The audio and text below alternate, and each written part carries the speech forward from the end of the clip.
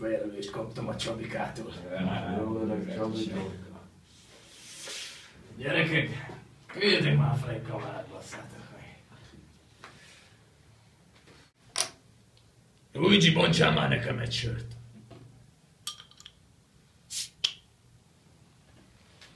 Tessék föl. Szóval Csabika, kértél tőlem valamit. Én ezt most teljesítem. De valamikor mi is kérni fogunk tőled valamit.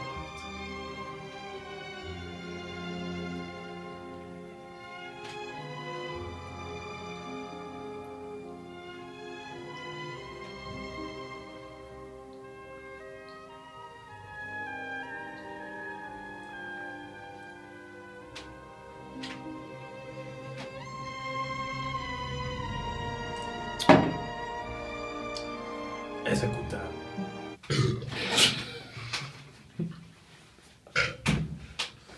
Ez az film. Élvezzétek! Élvezzétek! Ezek után én már csak 3 embertől kérek. Az első, faluvégi Rudolf barátom. A második, Móróc Adrián, a Capitalból. És a harmadik, Sipos Roland Luigi. Csabika, megvennék a húgodat. Amúgy, tudod, hogy mi hogy hívjuk a lóvét, amit nőknek költünk? Konfetti!